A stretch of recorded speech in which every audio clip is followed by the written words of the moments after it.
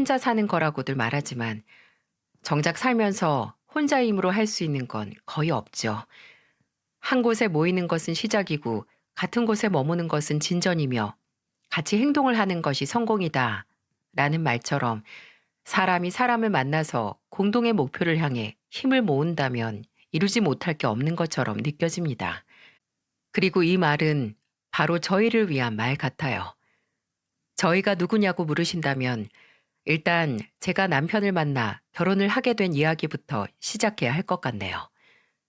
남편과 저는 제 친구의 소개로 만났는데 저는 그 당시 백화점 브랜드 본사에서 근무하고 있었고 남편은 대기업 입사 2년 차였어요.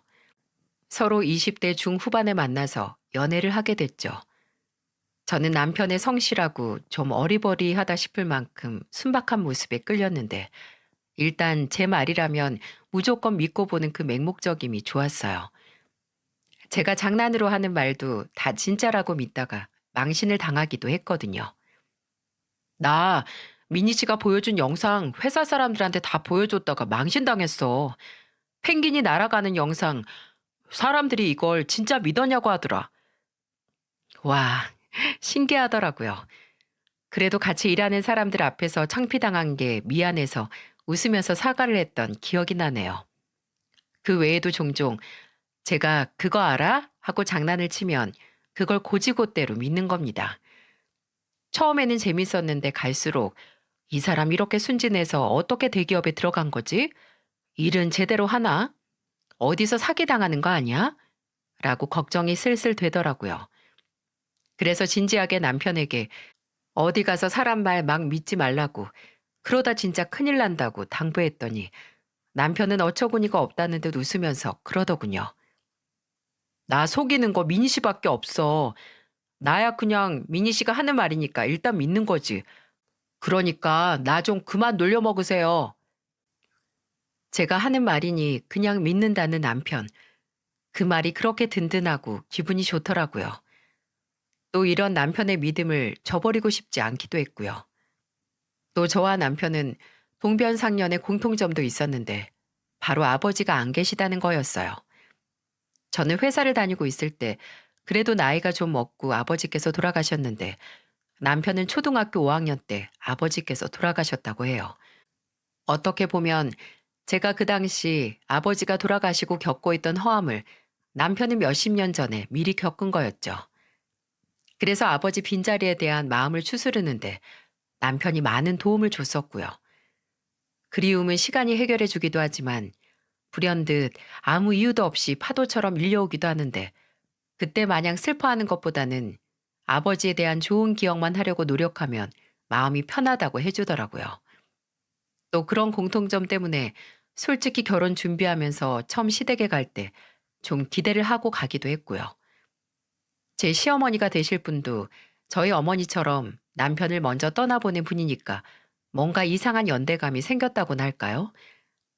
제가 원래 사람을 좋아해서 별것도 아닌 공통점에 의미를 두는 편이었거든요.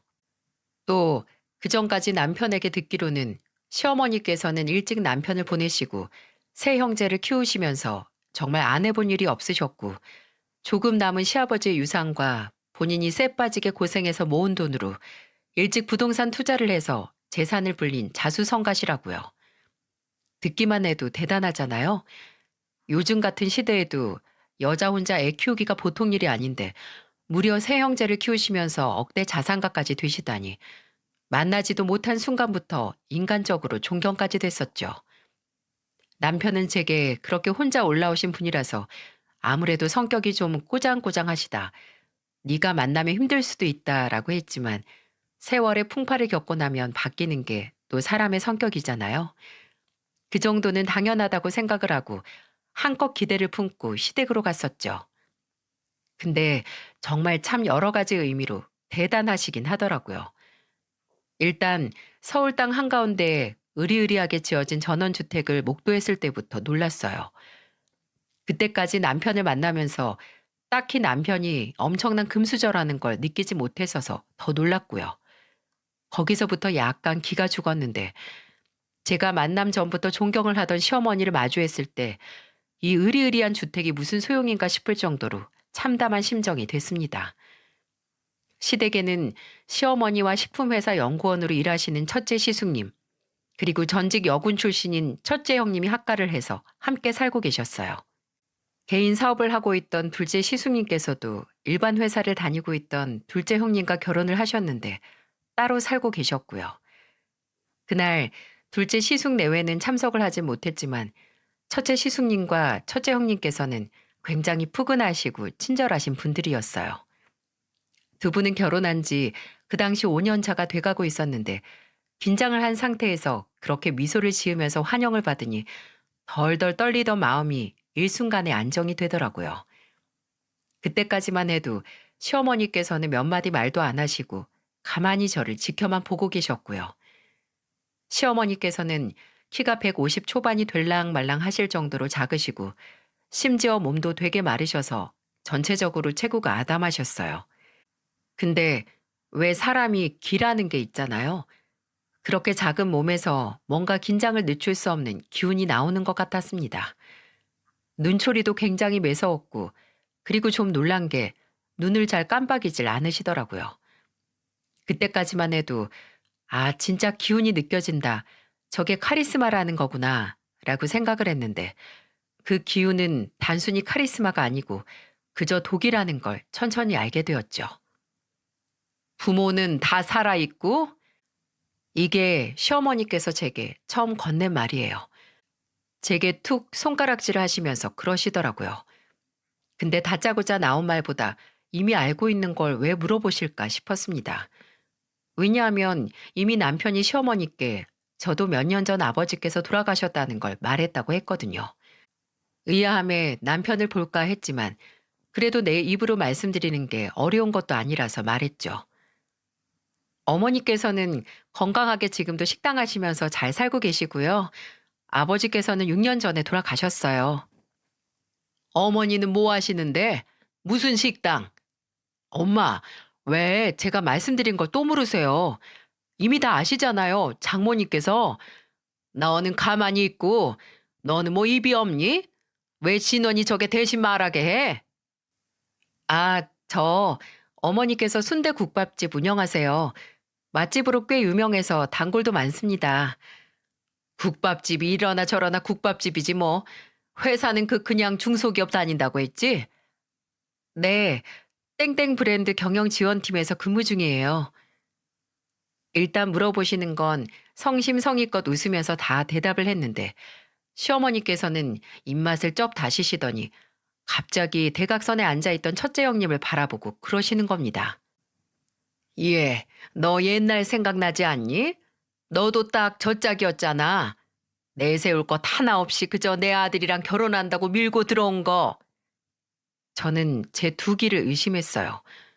아니, 처음 만난 제게 다소 무례하신 것도 당황스러운데 갑자기 같이 사는 첫째 며느리에게 시비를 거는 게 이상하잖아요. 첫째 형님 얼굴은 굳어졌고 곁에 있던 첫째 시숙님은 왜 불똥이 이 사람한테 튀냐. 그런 소리 좀 하지 마시라고 말하셨는데 그래도 시어머니는 한숨을 푹 쉬시고 사람 눈치 보게 하는 말을 멈추지 않으셨어요. 아유, 무슨 집에 마가 꼈나? 어째 들어오는 며느리들이 다 저 모양이야. 수진이 저거는 공무원인 줄 알았는데 그중에 뭐 군인이라고 하지. 지에게는 처음 봤을 때부터 바짝 말라서 피골이 상접한 몰골로 와서는 저거 애는 낳을 수 있을까 했는데 여직에 애도 없고 일만 하느라 시간 다 낭비하고 마지막으로 들어온 애도 영 시원치가 않네. 엄마, 사람 앞에 두시고 무슨 말을 그렇게 하세요. 제가 미니 부모님한테 아버지 없이 홀어머니 아래서 자랐다고 무시당하면 기분 좋으시겠어요? 야, 이놈아. 네가 아버지만 없지 다른 거 꿀릴 게 뭐가 있어? 그거 말고 내세울 게 얼마나 많은데. 민희도 내세울 거 많아요. 그러니까 제가 결혼하겠다 하는 거고요. 그래, 콩깍지에는 약도 없다더라. 어휴, 저 속 빠진 놈.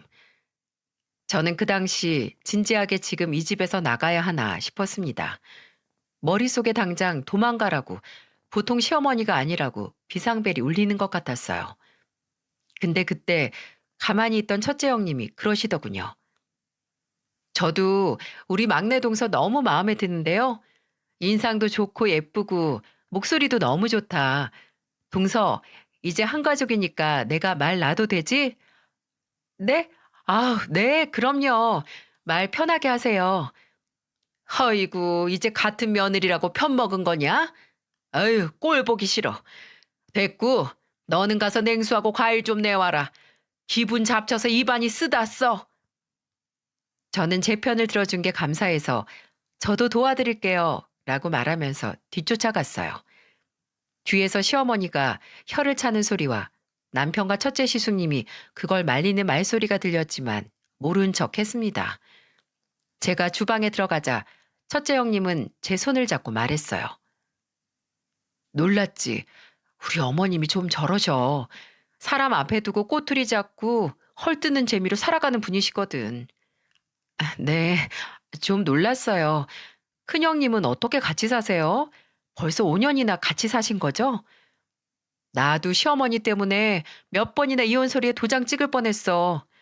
그나마 남편이랑 애들 보고 버틴 거지. 시어머니가 큰아들한테 의지를 많이 하시는데 그래도 그런 큰아들 말은 좀 들으시거든. 남편 없을 때는 또 막말하시지만 그냥 무시하면 편해. 나 아까도 시어머니가 나한테 시비 걸 때 속으로 오늘 저녁에 뭐 먹나, 오늘 TV에서 무슨 드라마 하나 그 생각했어. 그럼 좀 괜찮아지거든. 와, 그것도 정성이네요. 힘드셨겠어요. 처음에야 물론 힘들었지. 근데 적응하면 편해. 동서, 우리 도련님 진짜 좋은 사람이거든? 아까도 봤지?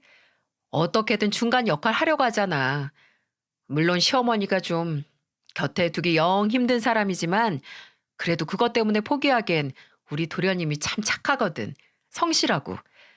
나 처음에 결혼하고 시어머니 때문에 힘들 때 얼마나 잘해줬는데 시어머니 대신 나한테 사과도 참 많이 했고 아까 충격받고 혹시라도 결혼 다시 생각할까 봐 노파심에 내가 하는 소리야. 그래도 또 동서 생기니까 좋네. 오늘 못 온 동서랑 나랑 진짜 잘 지내거든. 공공의 적이 있으니까 그렇게 빨리 가까워지더라고. 우리 막내 동서도 내가 잘 챙겨줄 테니까 시어머니가 또 시비 걸고 돼도 안 되는 트집 잡으면 내가 말해준 대로 해. 내일 회사에는 뭘 입고 가나, 점심 뭐 먹지? 이런 잡생각하면서 적당히 받아쳐. 의외로 선만 지켜서 세게 나가면 별말도 못 하신다? 첫째 형님은 5년 동안 연만 TV라면서 제게 용기를 주셨고, 저는 시어머니 보고 놀란 가슴을 형님의 자상함으로 잠재울 수 있었죠. 그리고 실제로 그날 바로 첫째 형님이 말씀해 주신 노하우를 써먹었습니다. 그 후로 시어머니께서 어머니 나이가 몇이냐? 라고 물으셔서 어머님하고 동년배실 거예요. 라고 말했더니 내 나이가 몇인 줄 알고 그렇게 말하냐? 정확히 말해, 정확히. 라고 하셔서 웃으면서 아이, 밖에서 어머니 나이 말하고 다니면 저 혼나요. 라고 얼버무렸고 어머니 사시는 곳은 자가냐, 전세냐, 아니면 월세냐? 라고 하셔서 자가라고 했죠. 근데 끝까지 매매가가 얼마냐고, 얼마에 사서 얼마나 올랐냐고 하셔서 제 명의가 아니라서 자세하게 알지 못한다고 대충 대답을 해버렸네요. 제가 첫째 형님에게 배운 대로 방실방실 웃으면서 적당히 받아치니 시어머니께서는 어이없어 하시고 저를 안입곱게 보긴 하셨지만 그래도 별다른 말씀은 안 하시더라고요. 그런 시어머니께 얼마나 많이 당하고 버티고 사셨으면 이런 노하우까지 쌓였을까라고 생각하니 첫째 형님이 정말 대단해 보이더군요. 그리고 그건 둘째 형님도 마찬가지였어요. 앞서 첫째 형님이 공공의 적이 있다면 급속도로 빠르게 친해진다고 했잖아요. 저도 그랬습니다. 또 두 분이서 저를 잘 챙겨주시기도 해서 결혼 전부터 첫째 형님과 둘째 형님 그리고 저 이렇게 셋이서 자주 만났었죠. 저는 시어머니가 둘째 형님은 피골이 상접했다고 하셔서 정말 좀 연약하신 분일까 했는데 그냥 좀 말랐을 뿐 혈색이나 안색 모두 문제 없어 보였어요. 어머님이 동서한테 내 욕도 했지? 분명 그랬을 거야. 뭐 당장 쓰러지게 생겼네. 그렇게 약해 보이는 애 며느리로 받으면 안 된다고 애도 못 낳는다고 뭐라 하셨겠지. 아유, 동서. 그냥 생각도 하지 마. 어머님이 그렇게 말한다고 그게 어디 사실이 되나? 눈에 보이는 거 조금만 마음에 안 들어도 몇 배는 부풀려서 왜곡하시는 분인데 동서가 어디가 약해 보여. 그냥 딱 적당해 보이는 거야. 나처럼 등치 크고 온몸이 땅땅한 근육인 것보다는 적당한 게 나아. 형님들과 만나서 수다를 떠는 건 어느덧 제 삶의 활력소로 자리 잡았습니다. 아버지가 돌아가시고 마음을 정리하는 걸 남편에게 배웠다면 형님들에게는 시어머니가 군림하고 있는 시댁에서 살아남는 법을 배운 거죠. 그래서 저희 셋이 모였을 때 대화의 80%를 차지하는 건 모두 시어머니에 대한 이야기였어요. 결혼 초기에 저야 형님들에 비하면 시어머니에게 당한 게 없으니 할 말이 없었는데 그래서 형님들을 만나면 두 형님이 시어머니에게 받은 모욕과 치욕에 대해 이야기하면서 누가 더 욕받나 대결을 하는 걸 구경하는 것 같았네요. 나 막 결혼했을 때 어머님이 나한테 너 때문에 앞으로 내가 며느리 더 볼 일이 없다고 했었어. 윗물이 맑아야 아랫물이 맑은데 너 같은 게 처대로 들어와서 앞으로 다 망쳤다고. 자식 농사 잘 지은 거 며느리 하나로 흉년이나 다름없다고 막 쏘아 붙이시는 거야. 그냥 저주를 퍼부은 거나 마찬가지네요. 그럴 때 어떻게 하셨어요, 형님? 처음에야 그냥 혼자 울고 말았지. 남편도 위로해주고. 그때 내가 뭘 알았겠어? 그럴 용기도 없었는데. 근데 시간이 지나 보니까 말은 그냥 말일 뿐이더라고. 나중에도 그런 소리 몇 번 더 하시길래 내가 첫째 서방님한테 여자를 소개시켜 준 것도 아닌데 왜 내 탓을 하시냐. 어머님도 참 미신 좋아하신다. 이러면서 비웃어 드렸지. 아니 솔직히 우리가 뭐 잘못한 것도 없고 심지어 어머님한테 손 벌리면서 못난 짓 하나 한 거 없잖아. 근데 왜 이렇게 우리를 미워하시는 걸까? 아휴, 사람 미운데 이유 없다잖아요. 귀에 걸면 귀걸이, 코에 걸면 코걸이라고. 그냥 온갖 이유 다 붙여가면서 시비 거시는 거죠. 어머님한테 며느리 갈구는 건 그냥 스포츠예요, 스포츠. 그렇다고 해서 저희도 마냥 시어머니께 당하고만 산 건 아니었습니다. 시어머니의 말을 한 귀로 듣고 한 귀로 모두 뱉어내기도 했고 또 반격도 했었어요. 하나 가장 기억이 나는 건 몇 년 전 추석에 있었던 일인데요. 저희 시어머니께서는 명절에 꼭 저희 세 며느리에게 한복을 입고 오라고 하셨어요. 그것도 남편이나 시숙님, 그리고 애들은 입으라 마라 말씀도 없으시고 그냥 며느리들에게만 그 불편한 한복을 꼭 입고 일하라고 하셨습니다. 근데 한복 한 번이라도 입어보신 분들은 아시겠지만 진짜 불편하거든요. 그것도 가만히 앉아 있는 게 아니라 명절에 음식 준비하고 장도 봐와야 하잖아요. 그래서 한 번은 둘째 형님이 그러시더라고요. 우리 차라리 개량 한복으로 바꿔요. 요즘 개량 한복은 여자도 바지가 나오기도 하고 그게 더 편하니까. 어차피 한복은 한복이잖아요. 그래서 그해 추석에는 셋이서 나란히 개량 한복을 맞춰서 입었어요. 그때 저희를 보던 시어머니의 눈빛이 잊혀지지 않았습니다. 개량 한복을 입은 세 명의 며느리를 무슨 구걸하러 온 거렁뱅이처럼 멸시하는 눈빛으로 보셨거든요. 너네 그 꼴이 뭐냐? 지금 뭘 걸치고들 있는 거야? 시어머니는 그게 무슨 한복이냐고 당장 벗으라고 노발대발 하셨고 저희야 이거 안 입으면 첫째 형님 평상복 입고 일하면 되니까 더 좋았죠. 그래서 둘째 형님이 어머님 그럼 저희 이거 벗고 형님 옷 빌려 입을까요? 형님 추리닝 있어요? 라고 했고 시어머니는 입술만 잘근잘근 씹으시면서 아무 말도 안 하셨어요. 그렇게 그냥 한복보다는 수십 배 편한 개량 한복 입고 음식 준비하는데 제가 더워서 위에 걸친 조끼를 벗었거든요.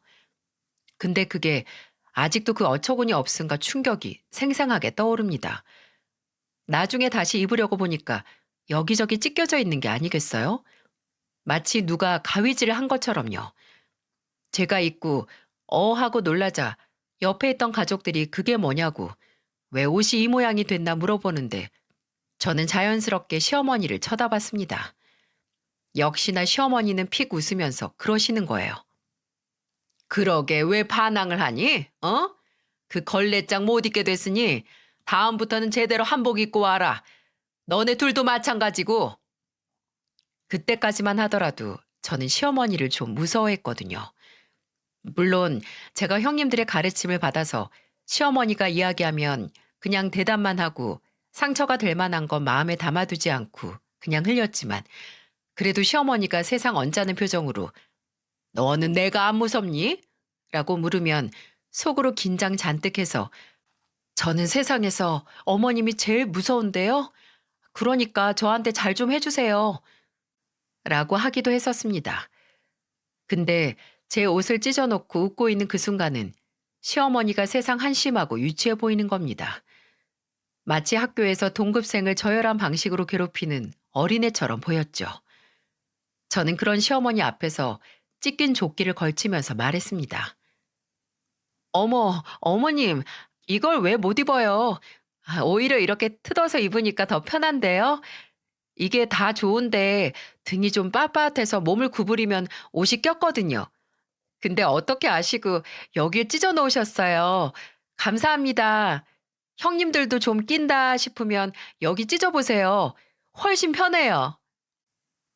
제가 난도질 당한 옷을 입고 있으니까 갑자기 첫째 형님도 정말? 하고 주방에서 가위를 가져와서 제 옷과 같은 부분을 찢어서 입었고 둘째 형님 옷까지도 찢어주셨어요.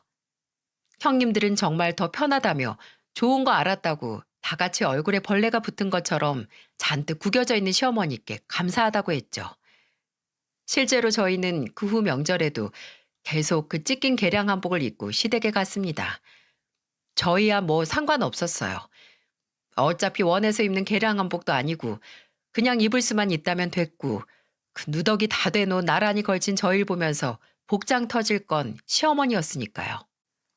아마 이런 것 때문에 시어머니께서 저희 셋이서 따로 만나는 걸 싫어하셨는지도 모르겠어요. 나뭇가지 하나는 부러뜨리기 쉬워도 그게 뭉치로 있으면 부러뜨릴 수 없다고 하잖아요. 저희가 딱 그랬거든요. 원래 형님들도 친해서 잘 뭉쳐졌는데 저까지 거기 끼게 되니 순식간에 3대1, 시어머니의 외로운 싸움이 시작된 거죠. 남편이나 시숙님들은 크게 홀로 세 형제를 키우신 시어머니께 반항이나 반발은 못했지만 그래도 되는 대로 저희를 돕기도 했어요. 가장 중요한 건 시어머니의 문제로 저희를 그래도 며느리인데, 그래도 시어머니인데 라고 막지 않았다는 거죠. 아마 어머니의 성격을 제일 잘 아는 게 새형제라서가 아니었을까요? 그래서 시어머니는 저희가 밖에서 따로 만나는 걸 아주 치를 떠셨습니다.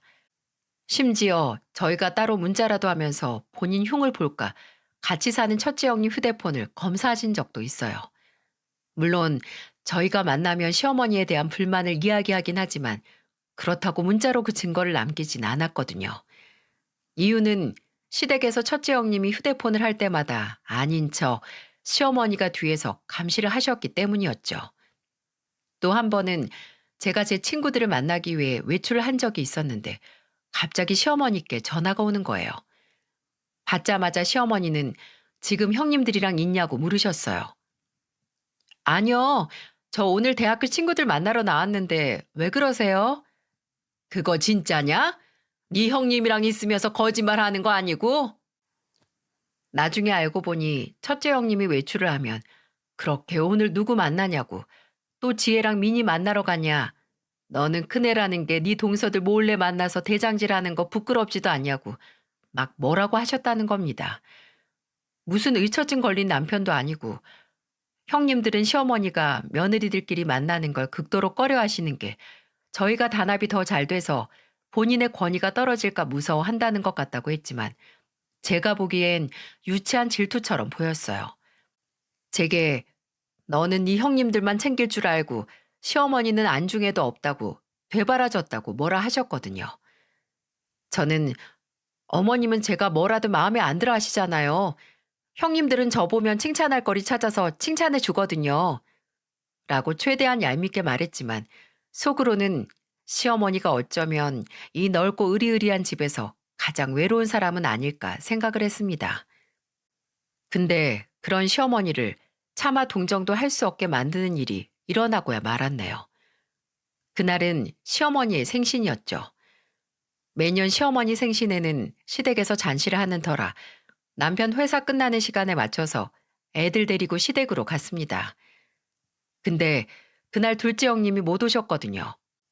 그 전날부터 몸이 으슬으슬 오한이 있고 축축 처진다고 하시더니 둘째 시숙님이 말하기로는 새벽부터 열이 나서 회사도 못 가고 하루 종일 집에서 앓고 있다고 했어요. 제가 안부 연락을 했을 때도 목소리에 힘이 하나 없고 이미 목이 가서 휙휙 바람 빠지는 소리가 나더라고요. 집에 가서 한 번 더 연락해봐야겠다 생각을 했는데 저희가 시댁에 도착을 하고 2시간 정도 뒤에 아파서 참석 못했던 둘째 형님이 나타났습니다. 어? 동서, 왜 왔어? 아프다며? 형님, 괜찮으세요? 안색이... 둘째 형님은 당장이라도 쓰러질 것 같은 몰골이었습니다. 덥지도 않은 계절이었는데 식은땀인지 몸이 푹 절어 있는 것 같았고 입술은 다 일어나서 하얗게 질려 있었어요. 저하고 첫째 형님이 뭐하러 온 거냐고 괜찮냐고 물어도 둘째 형님은 대답이 없었고 둘째 시숙님이 그냥 쉬라고 했는데 왜 왔냐고 무슨 일 있냐고 해도 묵묵부답이었고요. 그리고 그때 입을 연 건 바로 시어머니였습니다. 내가 오라고 했다. 얼마나 대단한 병에 걸렸길래 이 시엠이 태어난 날 모른 척 지나가나 보려고 불렀어. 아, 진짜 어머니. 제가 설명 다 했잖아요. 이 사람 새벽에 열이 38도까지 올랐다니까요. 오늘 목요일인데도 회사도 못 갔어요. 가족들한테 옮기기라도 하면 큰일이고 저 사람도 힘들어서 좀 쉬라고 했더니 왜 부르세요 대체. 근데 왔잖아 멀쩡하게. 네 다리로 기어온 것도 아니고 2다리로 멀쩡히 왔는데 뭐가 큰일이라고 나를 무시해? 어머님, 저 여기 앞까지 택시 타고 오고 지금 오면서도 몇 번을 쓰러질 뻔했어요. 기사 아저씨가 저보고 병원으로 가냐고 물어보실 정도였고요. 제가 왜 이런 일로 거짓말을 해요. 그냥 오면 되는 건데. 그거야 내 알 바 아니고 어쨌든 네가 나 무시한 건 맞잖아. 이 천하의 쓸모없는 것. 너 바른 대로 말해. 너 내가 애 못 낳는다고 좀 눈치 주니까 이런 식으로 복수하는 거지? 어? 시엠이 무시해서 기분 나쁘게 하려고 작정한 거 아니야? 니들도 마찬가지야. 지들끼리 그저 쑥덕쑥덕 사람 하나 바보 만들려고 하고 못된 것들. 니들은 내가 애초부터 마음에 안 들었어. 그런데도 그저 아들놈들이 좋다고 하니까 언감생심 가족 취급해줬더니 은혜를 원수 갚는다고 딱 그 짝이잖아. 이 빌어먹을 것들. 그 후로 시어머니는 다시 기억 속에서 떠올리기도 힘든 쌍욕을 내뱉으셨습니다. 니들은 팔자가 아주 싸납게 꼬여봐야 정신을 차리지 삐리리들아. 이 삐리리처럼 내가 삐리리 하면 도망갈 것들이 주지에 모르고 삐리리 하고 있어? 라고 좀 정신이 나간 사람처럼 폭주를 하셨어요. 시숙님들과 남편은 그런 시어머니를 말리고 진정 좀 하라고 이게 다 뭐 하는 짓이냐고 무슨 그런 말을 하시냐고 했습니다. 그리고 서서 위태롭게 시어머니 말을 듣고 있던 둘째 형님은 그대로 집을 뛰쳐나갔고요. 첫째 형님은 그런 둘째 형님의 뒷모습을 보다 말했습니다. 어머님, 제발 그만 좀 하세요. 저희가 어머니께 뭘 그렇게 잘못을 했다고 이러시는 건데요. 어머님이 저희를 가족 취급했다고요? 대단한 착각하고 계시네요. 어머님은 저희 사람 취급도 안 하셨어요. 아세요? 뭐? 아니 저게 미쳤나? 세상 사람들한테 다 물어보세요. 지금 미쳐 보이는 게 누군지. 아마 저는 아니라고 할걸요? 첫째 형님은 그렇게 말하고 둘째 형님을 따라 나갔고 저도 그걸 보고 일어나서 따라 나가려고 했어요. 그때 시어머니께서 저를 보고 너는 또 어디 가냐? 왜 쫓아가냐고 하시는 거예요. 솔직히 그때는 아픈 사람 불러두고 쌍욕을 마구 퍼본 시어머니가 정말 밉고 화가 너무 많이 나서 시어머니께 형님 위로하려고 간다고 미운 며느리들은 자리 피해드릴 테니 아들들하고 있으시라고 하고 나왔어요. 시댁을 나와서 큰 길 쪽으로 걸으니까 형님 둘이 편의점 앞 의자에 앉아서 있더라고요. 둘째 형님은 울고 있었고 첫째 형님은 그런 둘째 형님을 위로하고 있었죠. 저 이제 진짜 못하겠어요. 제가 무시하면 뭐예요? 사람 속을 저렇게 후벼 파는데 못 들은 척 무시하는 것도 한계가 있지. 어떻게 다 들은 말을 잊어요. 그냥 이대로 이혼하고 안 보고 살고 싶어요. 동서, 왜 동서가 이혼을 해야 해?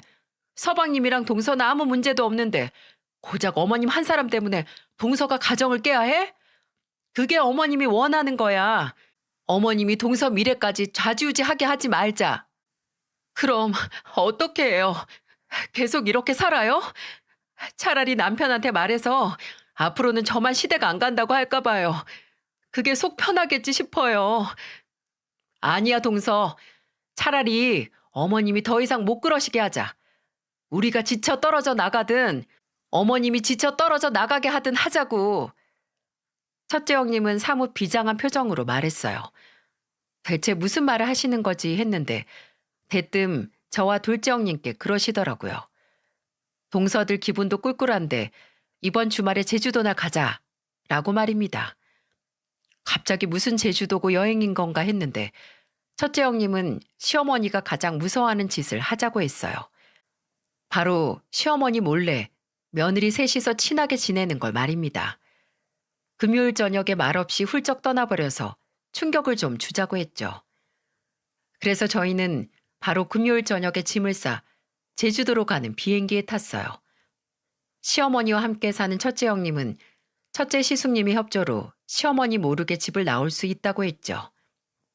그렇게 셋이서 밤에 제주도에 도착을 해서 첫날 밤에 맥주 한 잔씩 하면서 속을 풀었고 다음 날 토요일 아침에 일찍 고기국수를 먹으러 나갔어요. 근데 식당에 도착해서 주문을 하고 나니까 첫째 형님 휴대폰으로 시어머니께 전화가 오는 겁니다. 첫째 형님은 전화를 받아 스피커 모드로 바꾸고 태어난 목소리로 말했어요. 네, 어머님. 너 어디냐? 아침부터 어디 갔길래 안 보여? 저요? 저 제주도죠. 뭐? 제주도? 아, 뜬금없이 무슨 제주도야? 어머, 애들 아빠가 말 안 했어요? 첫째 동서 기분이 우울해 보여서 막내 동서까지 껴서 기분 전환하러 왔거든요. 어머님이 잘 아시잖아요. 왜 첫째 동서 기분이 우울한지. 우울은 개뿔. 아니 그럼 니들 셋 다 같이 있는 거야? 제주도에? 그럼 밥은 누가 하고 애는 누가 보냐? 진원이랑 진섭이도 혼자 있을 거 아니야? 에이, 어머님 아들들이 다 모질인가요? 당연히 혼자서 밥 해 먹고 애들도 볼 수 있죠. 참 가끔씩 어머님은 어머님 소중한 아들들을 세상 천치 취급을 하신다니까요. 뭐야? 아니 이게 보자 보자 하니까 못하는 소리가 없네. 야, 너 당장 서울로 들어와. 어제 막 도착했는데 어떻게 지금 가요? 저 일요일 저녁에 가니까 할 말이 있으면 그때 하시고요. 아참, 그리고 이제 제가 동서들한테 어머님 못까지 할 테니까 걱정 마세요. 아니 그게 무슨 소리야? 네가 뭘 한다고? 어머님은 어차피 며느리들 싫어하시잖아요. 그러니까 어머님 마음 편하시라고 제가 대신 시어머니 노릇한다고요. 그러니까 이제 저희한테 신경 끄셔도 돼요. 어머님은 그저 소중한 아드님들 3명만 챙기시면 되니까요. 허, 나 원참 기가 막혀서. 아니 네가 뭔데 시어머니 노릇을 하는데? 네가 뭔데? 왜 못해요? 그래도 어머님보다는 잘할 거니까 걱정 마세요. 아, 그리고 어머님도 좀 나가서 바람도 쐬시고요. 계속 그렇게 혼자 집에 계시니까 괜히 부정적인 생각만 들고 예민해지시는 거예요. 나가서 친구분들도 좀 만나고 기분 전환 좀 하세요. 그렇게 첫째 형님은 전화를 끊으셨어요. 저는 마지막 말이 진짜 충격이었는데 저희 시어머니 친구가 없으시거든요. 그 흔한 모임 하나를 안 나가시는 분인데 그런 분에게 나가서 친구 좀 만나라니 가슴에 비수가 꽂히셨겠죠. 제가 그래도 너무 심한 거 아니냐고 하니까 첫째 형님은 우리 셋이 시어머니께 받은 상처를 몽땅 합치면 이런 건 아무것도 아니라고 안심하라고 했고 둘째 형님은 묵은 채증이 내려간다고 대신 복수해 준 거라고 신나했죠. 저희는 시어머니는 싹 잊고 2박 3일 동안 신나게 놀았습니다. 바다도 보고 인터넷으로 찾았던 맛집이라 맛집은 다 가서 하루에 5끼씩 먹었어요. 물론 외로운 시어머니를 위해 가족들이 다 들어있는 가족 단톡방에 저희의 사진을 보내드렸습니다. 제가 사진을 찍을 수 있게 삼각대를 가져가서 모래사장에서 점프를 하는 순간을 찍은 사진도 단톡방에 보냈고, 밤에 노래방 가서 신나게 춤추고 노래를 부르는 영상도 찍어서 보냈어요. 남편이나 시숙님들은 재밌게 놀다 오라고 나중에 다 같이 가자고 답장을 했지만 시어머니께서는 묵묵부답이었죠. 근데 저희가 보내는 사진이나 동영상을 보긴 보시더라고요. 그리고 아쉬운 여행이 끝나고 서울에 도착을 했을 때 저하고 둘째 형님은 행여 시댁으로 간 첫째 형님이 시어머니께 왕창 깨질까 싶어서 각자 집으로 가지 않고 다 같이 택시를 타고 시댁으로 갔습니다. 저희가 시댁에 도착을 했을 때 시어머니께서는 바나나를 까먹고 계셨는데 갑자기 얼굴을 확 구기시더니 바닥에 바나나 껍질을 냅다 던지면서 그러시더군요. 아니 왜 우르르 다 같이 기어들어와? 니들 집 안 가고. 아, 동서들이 혹시 어머님이 저한테 화풀이 하실까 봐 그거 걱정된다고 데려다 주겠다고 하더라고요. 참나, 내가 아주 어이가 없어서 화풀이는 개뿔. 야, 너 쟤들 앞에서 대장질 하니까 기분이 째지냐? 진짜 네가 쟤들 시어머니라도 된 것 같아? 네, 엄청 기분 좋은데요. 너무 든든하죠. 솔직히 어머님이 왜 그렇게 며느리들을 싫어하고 못 잡아먹어서 안달이셨는지 모르겠어요. 동서들 다 너무 착하고 저한테 잘하는데 대체 뭐가 불만이셨던 거예요? 뭐? 이 빌어먹을? 어머님, 미리 경고하는데요. 저 지금 휴대폰으로 녹음하고 있거든요. 여기서 저나 형님, 그리고 동서한테 조금이라도 쌍욕하시고 막말하시면 저희 어머님 고소할 거니까 알아서 하세요. 고소? 아주 이것들이 이제 단체로 나 엿을 먹이려고 하네. 고소? 지금 시애미를 고소한다고? 저도 형님들도 어머님이 저희를 며느리 취급도 안 하시고 심지어 사람 취급도 안 하시니까 저희도 어머님을 시어머니로 대우할 필요 없잖아요. 저희가 어머님 마음에 안 차는 거 알아요. 저도 이혼 가정에서 새어머니 아래서 자랐고 직업도 어머님이 생각하셨던 의사 변호사 아니었어요. 여기 있는 동서들도 마찬가지고요. 근데 저희 각자 부모님들 아래서 소중하게 자란 딸들이에요. 어머님이 혼자서 제 남편이랑 서방님들 힘든 만큼 소중하게 키웠듯이 저희 부모님들도 그러셨다고요. 근데 어머님 어떻게 하셨어요? 그런 저희한테 청것들이라고, 주제도 모르는 것들이라고 모욕하셨잖아요. 저희 더 이상 안 참아요. 어머니께서 잘못 인정 안 하시고 사과도 안 하시고 바뀌지도 않으시면 저희도 그냥 시어머니 없이 살 거예요. 당연히 시어머니는 그때 바로 본인 잘못을 시인하지 않으셨고 오히려 적반하장으로 나오셨습니다. 나도 니들 같은 거 필요 없다고 하셨어요. 형님은 그럼 어쩔 수 없죠. 평생 그렇게 사세요. 라고 말했고 저와 둘째 형님은 일단 집으로 돌아갔습니다. 집에 도착해서 첫째 형님에게 연락을 해보니 다행히 그 후로 시어머니가 조용하셨다고 하더라고요. 종종 뒤에서 욕지거리를 내뱉을 때가 있지만 말도 안 걸고 시비도 안 건다고 차라리 이게 낫다고 했어요. 속이 후련하다고 진작 이럴 걸 괜히 시간 낭비했다는 말도 했죠. 그 후로도 저희는 시어머니를 완전히 없는 사람 취급했습니다. 가족 단톡방에는 물론 계속 문자를 보냈지만 시어머니에게는 말 한마디 걸지 않고 오로지 형님들하고만 대화를 했어요. 주말에 만나서 뭐 하자, 어디 가자, 어디가 분위기 좋다던데 1박 2일 하고 오자. 저희들만의 계획을 짰죠. 시어머니는 몇 주 동안 단톡방에서 말 한마디 하지 않으시다가 본인 혼자 쏙 빼놓고 저희가 신나 있으니까 거슬리셨나 봐요. 한 번은 형님에게 니들 딴 데서 떠들라고 여기서 떠들지 말라고 해서 형님이 아, 모르는 내용들이라서 신경 쓰이셨죠? 알겠어요. 하고 저희 셋만 있는 단톡방에서 대화를 이어나갔거든요. 근데 하라는 대로 했는데도 계속 거슬리셨나 봐요. 그도 그럴 것이 저하고 둘째 형님하고 그전보다 더 첫째 형님에게 문자를 보냈거든요. 몇 초 단위로 까똑 까똑 하고 울리는 소리 때문에 아마 저것도 지들끼리 떠드는 소리겠지 싶어서 불안하셨을 겁니다.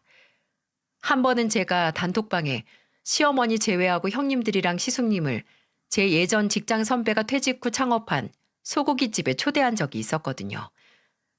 막 오픈한 거라서 할인가 높게 쳐준다고 선배가 가족들 데리고 오라고 했다고 하면서 다 같이 가자고 했습니다. 물론 딱 집어서 시숙님들하고 형님들에게만 말했고요. 근데 그 문자를 보내고 나서 얼마 지나지 않아서 시어머니께 전화가 오는 거예요.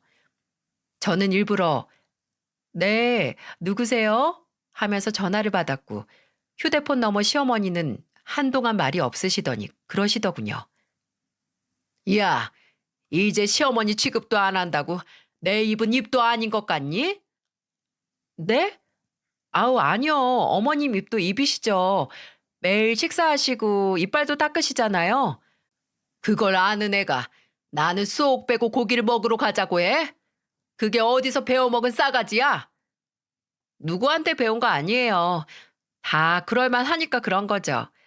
어머님도 가고 싶으시면 인정만 하고 말만 하시면 돼요. 저희한테 지금까지 너무하셨고 또 후회하신다고 미안하다고요. 하지만 시어머니는 절대 인정하지 않았습니다. 오히려 고집이 더 세지는 것 같기도 했어요.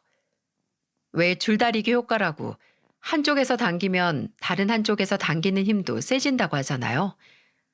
어쩌면 평생 이렇게 시어머니를 없는 사람으로 저희 인생에서 지울 수도 있겠다 했는데 반대편에서 강하고 고집스럽게 당기던 힘이 어느 순간 탁 하고 풀린 사건이 일어났습니다. 둘째 형님의 생일을 며칠 앞둔 날이었어요. 때마침 주말이라서 다 같이 강원도로 가서 축하를 하면 어떨까 하고 또 단톡방에서 이야기를 하고 있었죠. 근데 이상하게 시어머니께서 조용하신 겁니다.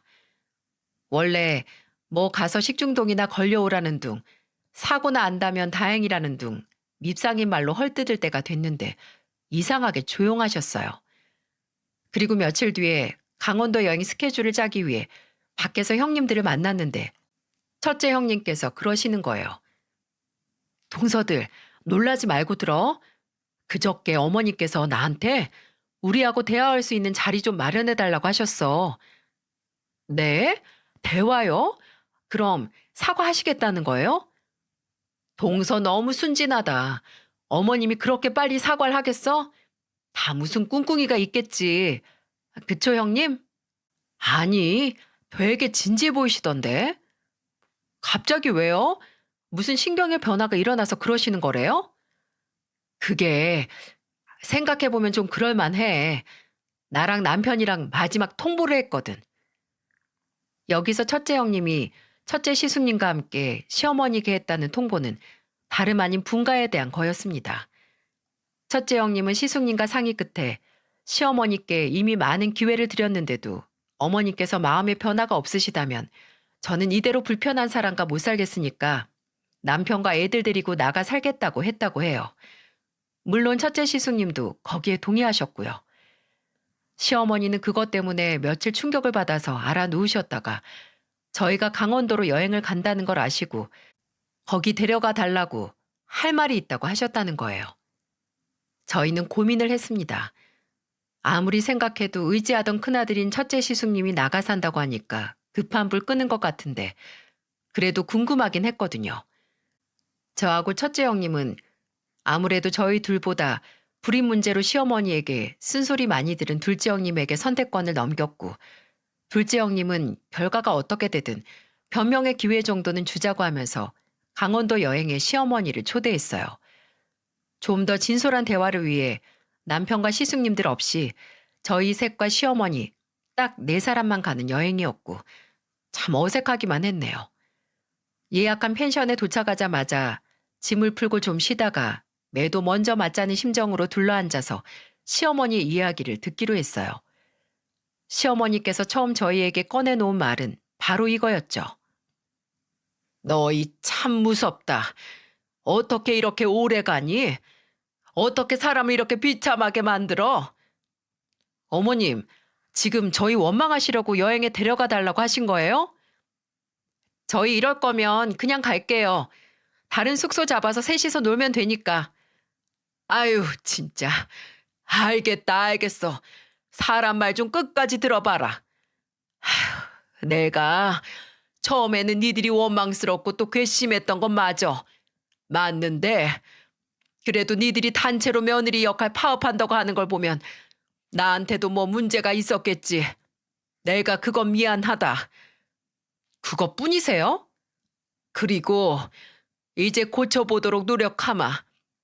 내가 거의 70평생을 이렇게 살아왔는데 바로 니들 마음에 차게 바꾸지 못하더라도 그래도 노력은 해볼게.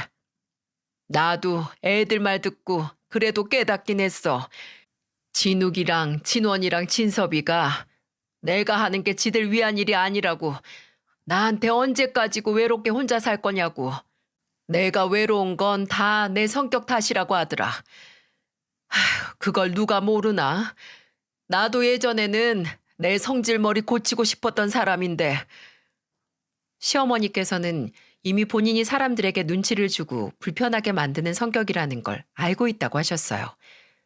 이것 때문에 젊었을 때부터 사람들하고 많이 부딪히고 인간관계도 많이 무너졌었다고요. 근데 그 당시에는 잘못을 인정하고 수그리고 들어가면 온갖 무시란 무시는 다 받으셨다고 합니다. 여자 혼자 사내 애들 새 키우면서 소처럼 일하는 여자가 성격도 비굴하다고 손가락질 받는다고 절대 남들에게 약한 모습 안 보이고 약한 소리 안 하시려고 했대요. 그러다 보니 남들에게 도움을 받기보단 악착같이 홀로 서기 위해 더욱 독해지셨고 그러다가 부동산 투자로 돈이 좀 생겼을 때는 이제 돈도 있으니 누구에게도 비굴해질 필요 없고 아쉬운 소리 안 하고 살아도 됐으니 더 기고만장해져서 살았던 것 같다고. 지난 날이 다 후회가 된다고 하시더군요. 미안하다. 내가 모난 내 성격이나 입방 좀 고칠 생각 안 하고 그저 니들을 나한테 맞추려고 그래서 억지를 부렸던 거야. 나도 이제 며느리들한테 수그리는 법을 알았으니까 한 번만 봐주렴. 그때 눈앞의 시어머니는 참 작고 초라해 보였어요. 하지만 제 옷을 찢었던 당시처럼 불쌍해 보이진 않았어요. 오히려 시어머니께서 큰 용기를 낸 것 같아서 애쓰셨구나 싶었고요. 물론 저희도 그때 시어머니의 사과를 바로 받아들일 수는 없었거든요. 근데 그래도 강원도까지 왔으니 밥은 먹고 가야 해서 마트에서 장 봐와서 펜션에서 가볍게 해먹었어요. 근데 그때 시어머니께서 저희에게 노력하는 모습을 보여주려고 그러신 건지 분주하게 움직이면서 고기 구우시고 반찬 담고 간단한 파채절임 만들어서 저희 앞에 놔주시더라고요. 그리고 저희 앞에 있는 종이컵에 술을 한 잔씩 따라주시면서 이 술로 그간 본인이 너희에게 남긴 상처가 조금이나마 소독됐으면 좋겠다는 말씀도 하셨죠. 그 적막했던 여행이 끝나고 서울로 오고 나서 시어머니의 변화를 가장 크고 빨리 느꼈던 건 당연히 같이 사는 첫째 형님이었어요. 첫째 형님은 시어머니께서 아침마다 밥을 차려주시고 귀찮아하던 손주들에게 용돈을 주고 막내 조카 유치원 등원도 시켜주신다고 했다고 하는 거예요. 참 놀라운 변화였죠. 왜 평소 못하던 사람이 좋은 일 하나 하면 주변 반응이 바뀌는지 실감을 했습니다.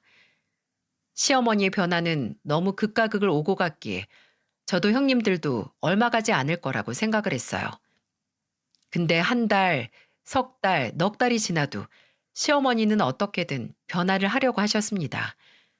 물론 종종 욱하는 모습을 보이시고 예전의 입버릇을 보이기도 하셨지만 그러시면 바로 아유 미안하다 라고 아주 빠르게 사과를 하셨어요.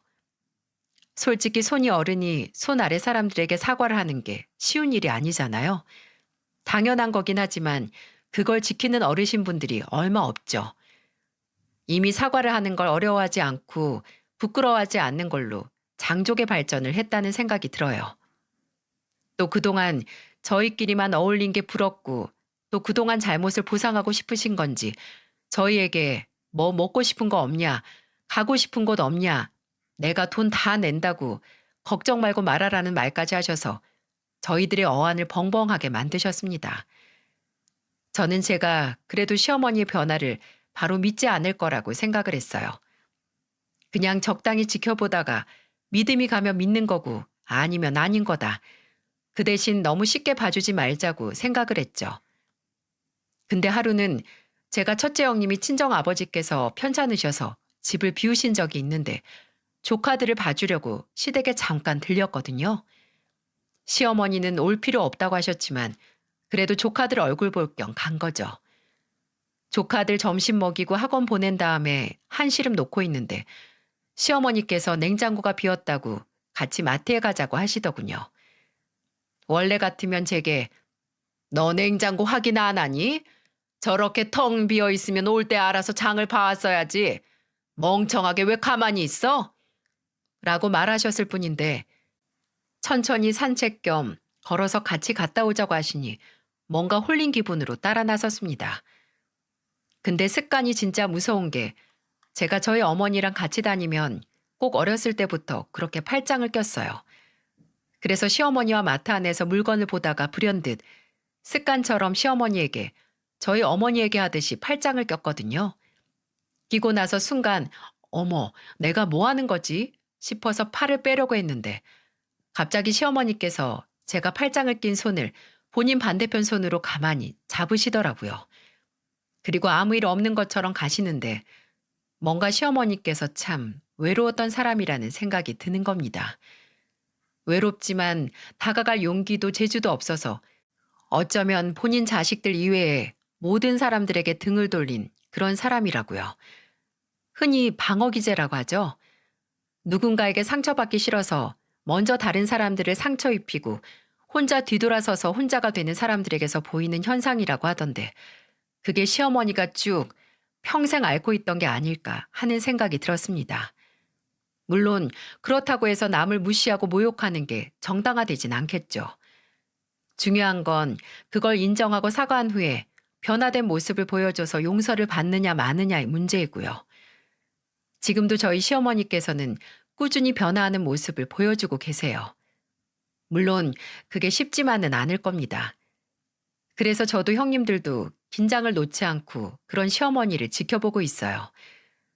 부디 지금 그 변화된 모습이 원래 시어머니 현실에 치인 때가 묻지 않은 진짜 모습이길 바랍니다. 다시는 시어머니와 이런 전쟁을 하고 싶지 않거든요. 이야기를 들어주셔서 감사합니다. 부디 제발 저희 시어머니가 다시 예전 모습으로 돌아가지 않고 지금처럼 며느리들의 마음을 되돌리기 위해 노력하는 분으로 남길 기도해 주세요. 저도 제 이야기를 들어주신 여러분들의 행복을 기도하겠습니다.